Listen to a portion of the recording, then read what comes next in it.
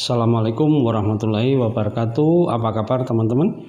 Jumpa kembali dengan kami Dewani Duren. Alhamdulillah hari ini tanggal 9 Oktober tahun 2021 teman-teman. Nah, beberapa teman meminta kepada kami untuk berbagi cara perawatan apa saja yang kami lakukan di kebun durian kami teman-teman. Oke teman-teman. Nah, untuk bisa mendapatkan pohon durian seperti di tempat kami, inilah langkah-langkah perawatan secara rutin teman-teman. Artinya apa? Berkala, secara rutin kita lakukan. Pertama adalah aplikasi pupuk kandang atau pupuk kompos, itu kami lakukan setiap 4 bulan sekali teman-teman. Jadi 1 tahun itu 3 kali ya. Caranya gimana? Jadi lingkar luar tajuk, jadi lingkar kanopi atau lingkar luar daun itu kita gali teman-teman ya. Kita gali dalamnya kurang lebih 1 cangkul. Nah, setelah kita gali keliling ya, kemudian pupuknya kita tabur. Nah, untuk pohon sebesar tempat kami itu kamu kasih kurang lebih 25 kg sampai 30. Jadi 1 karung ya. Nah, kenapa? Dari mana pupuk kompos itu kami dapat? Ya, selama ini kami lebih suka membeli teman-teman. Karena apa? Kami punya pengalaman buruk pada waktu 6 bulan awal tanam dulu kami membuat sendiri, tetapi ternyata banyak masalah ya. Jadi lebih baik ya kita membeli teman-teman daripada kita membuat sendiri. Fermentasi nanti kurang benar, kurang bagus, hasilnya malah bukan membuat pohon durian kita bagus tapi justru bermasalah ya. Kenapa kita gali lingkar luar tajuk ya? Karena apa? Sifatnya kalau orang Jawa itu ngiming-ngimingi ya. Jadi menarik akar ya, pupuk itu seolah-olah menarik akar untuk keluar, untuk tumbuh. Jadi makanya kita gali di luar lingkar tajuk teman-teman ya. Pupuknya kita gali. Itu pupuk kandang teman-teman. Kemudian yang kedua itu kita menggunakan pupuk makro dan mikro. Nah, apa itu pupuk makro? Nah, pupuk makro itu memang dibutuhkan ya dalam jumlah banyak oleh pohon durian kita. Nah, kebetulan kami menggunakan pupuk NPK, teman-teman. Ya, pupuk NPK. Nah, saya boleh kan menyebut merek, bukan promosi, tetapi kami pakai Yaramila, alasannya ada. Ya. Menurut kami baik. Ya. Nah, untuk fase pertumbuhan ya kebetulan yang kami sedang alami, kami menggunakan Yaramila 16. Pengennya sih yang faster, tetapi kami sulit mendapatkannya teman-teman. Nah, di samping mengandung makro N ya, nitrogen, fosfor sama kalium ya, pupuk NPK itu juga mengandung mikro teman-teman, tetapi jumlahnya kecil ya. Kecil. Karena itu ya, karena jumlahnya kecil itulah kami tambah dengan pupuk mikro sendiri. Nah, oh ya, pupuk makro NPK itu ya kami tabur teman-teman. Ya, pemakaiannya kami tabur di luar lingkar tajuk. Ya, prinsipnya sama dengan pupuk kandang tadi, ngiming-ngimingi. Ya, menarik akar untuk menyongsong pupuk itu. Jadi kita tabur di luar lingkar tajuk. Ya, dosisnya berapa? Untuk pohon sebesar tempat kami itu, ya, kurang lebih setiap bulan, ya, setiap bulan. Ini aplikasinya setiap bulan itu 5 genggam. Ya, 5 genggam. 1 genggam itu kurang lebih 50 gram, teman-teman. Ya, 50 gram. Jadi kalau 5 genggam kurang lebih 1/4 kilo itu setiap bulan. Ya, kita aplikasikan. Kemudian karena kami menyadari bahwa mikronya kurang cukup, maka kami cari pupuk mikro yang relatif komplit. Ya, kemudian kami bertemu dengan Plant Catalyst teman-teman. Plant Catalyst 2006 dari CNI. Jadi ini produk CNA itu mikronya lumayan komplit di situ. Apa sih mikro itu? Ada magnesium, ya macam-macam lah. Ya, ferrum, besi dan lain sebagainya ada di situ. Nah, karena di blend katalis itu ada beberapa yang kurang, makanya kami tambahkan lagi ya pupuk silika sama kalsium, teman-teman, supaya lebih komplit. Nah, aplikasinya gimana? Aplikasinya sama setiap bulan sekali, tetapi lewat daun, teman-teman. Ya, aplikasinya lewat daun, kita semprotkan setiap 1 bulan sekali. Nah, caranya nyemprot gimana? Caranya nyemprot, penyemprotan yang baik itu dari bawah, teman-teman. Ya, dari bawah. Karena stomata itu adanya di bawah, permukaan paling bawah. Bawah daun itu stomata. Jadi nyemprotnya itu sebaiknya dari bawah. Nah, itu yang kedua, teman-teman. Kemudian selanjutnya apalagi yang kita aplikasikan? Setiap 3 bulan sekali, itu kami berikan EM12 plus Trichoderma Hasiarnum, teman-teman. Nah, ini bakteri, teman-teman, atau mikroba atau lelembut podoai. Ya, makhluk halus banyak teman-teman menyebutnya begitu. Nah, EM12 itu di mana banyak yang sekali yang bertanya dari mana? Di Indonesia memang belum ada, teman-teman. Nah, kebetulan kami mendapatkannya dari Mas Frans Sutra, ya. Nah, EM12 itu adalah mikroba plus, ada plusnya, teman-teman. Plusnya apa? Trichoderma Hasiarnum, ya. Mikrobanya ada banyak, kurang lebih ya. Menurut ceritanya Om Fran ini ada sekitar 80 bakteri atau mikroba yang ada di dalam EM12. Nah, kalau saya ditanya fungsinya mikroba apa? Nanti saya terangkan lebih lanjut di channel berikutnya. Nah, nanti kalau ini saya terangkan ini panjang lebar nanti, teman-teman. Ya. Oke, itu yang ketiga. Kemudian apalagi yang kami aplikasikan di kebun? Yang keempat, ya, itu kami lakukan pencegahan hama, teman-teman. Ya, pencegahan hama. Pencegahan hama, hamanya sebenarnya apa saja? Hamanya ya ada insektisida, ada insek ya, bukan insektisida, insek ya.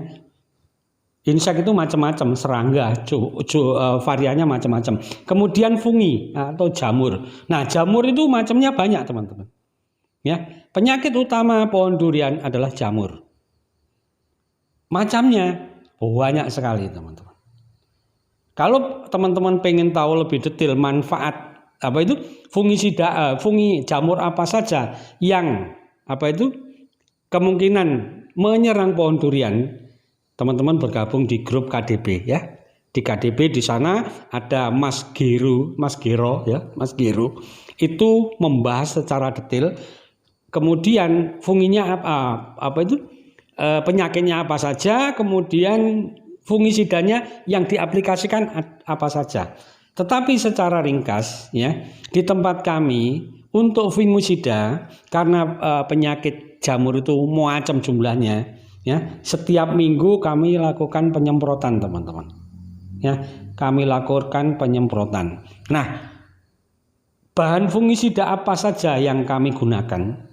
Ya, karena penyakit jamur itu macamnya banyak. Jadi setiap minggu teman-teman, itu bahan yang kami gunakan berbeda-beda. Minggu pertama kami menggunakan Manconsep.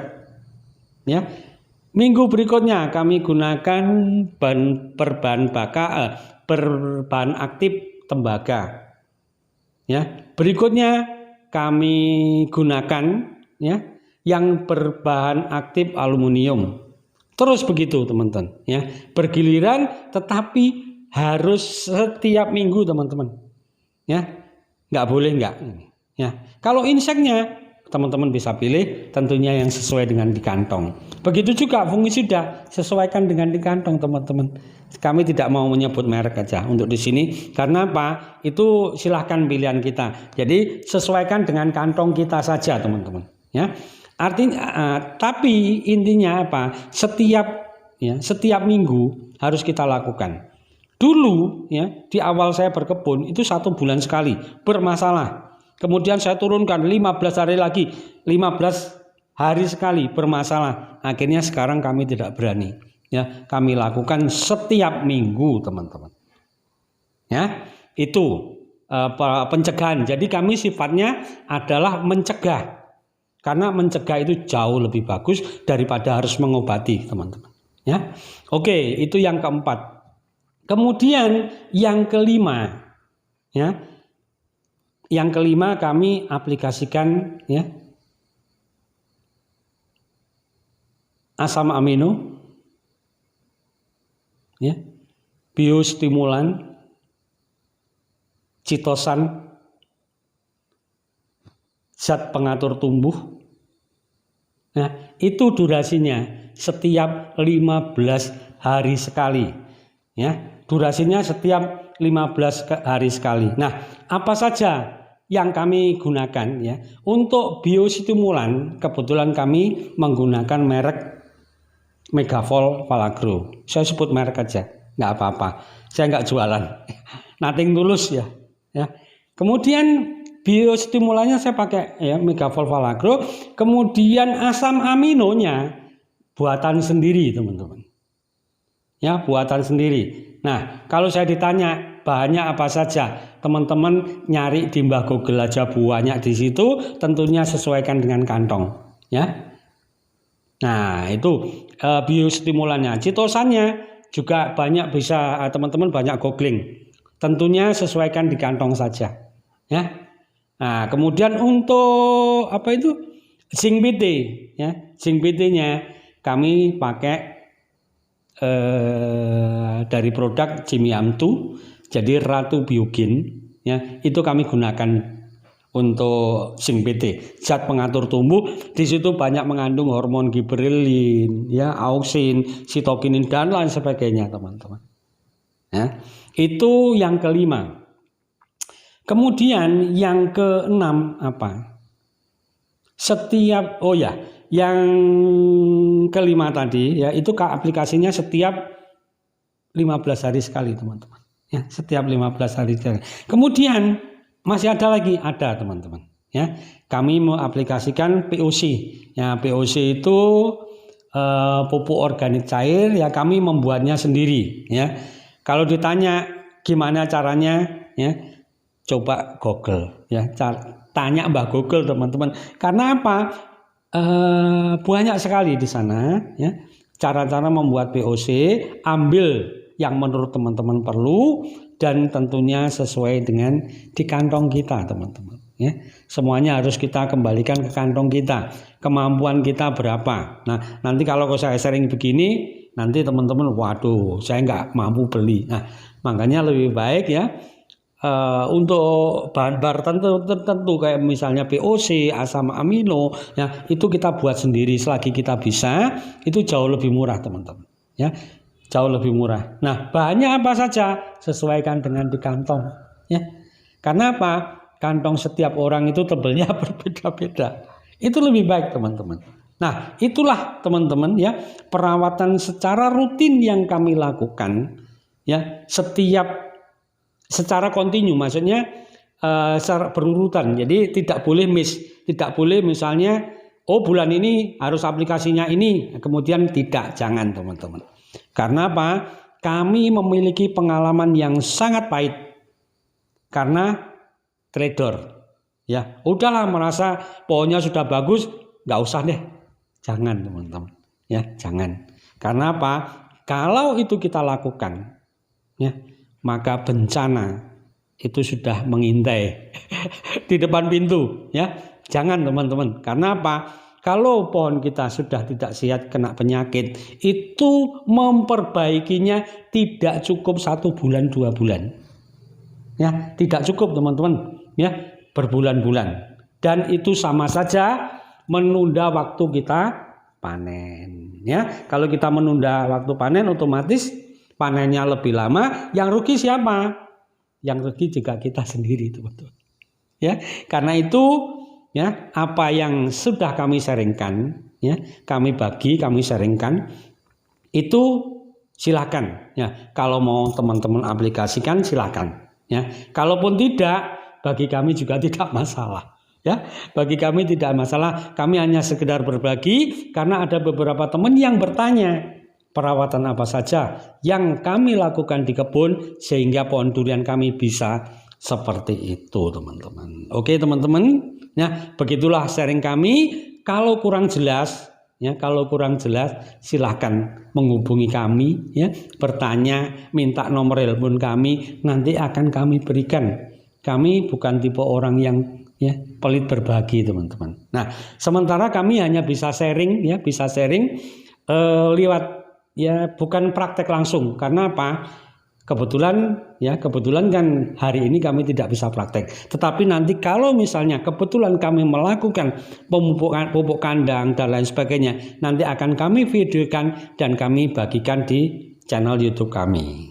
Oke, teman-teman, itulah sharing kami tentang perawatan apa saja yang kami lakukan di pohon durian kami sehingga tumbuh seperti saat ini.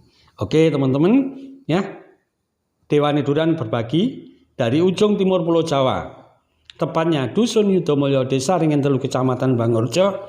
Dewani Durian berbagi, ya, selamat berakhir pekan bersama orang-orang tercinta. Ya, salam sukses petani durian Indonesia. Assalamualaikum warahmatullahi wabarakatuh.